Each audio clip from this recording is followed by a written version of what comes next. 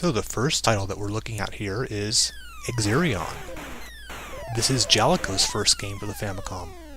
As you can see, this is a vertical shooter. This is actually the first vertical shooter released on the Famicom. The name Jaleco is short for Japanese Leisure Company. They were formed in the early 70s.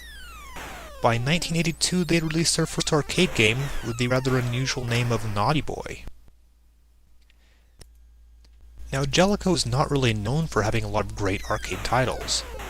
In fact, if you think about it, you probably really can't name one of their arcade titles.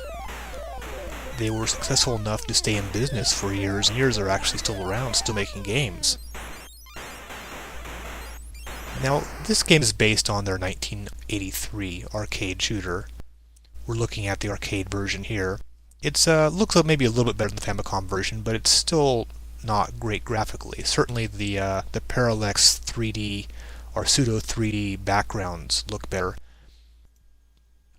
One thing about the arcade version is that it's very difficult to play.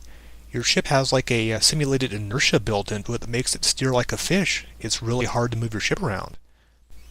The Famicom version isn't nearly as bad, but this is still not a very playable game compared to something like Xevious, which was the obvious inspiration for this game.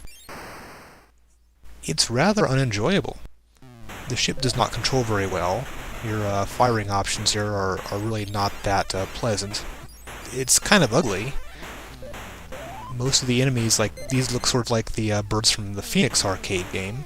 In fact, I'd say this is probably the first really mediocre game released on the Famicom. It's certainly one that it's hard to play for more than a few minutes. The constantly changing backgrounds kind of give you a bit of a headache and make you feel a little seasick while you're playing it. So I'm going to have to give this game a big thumbs down.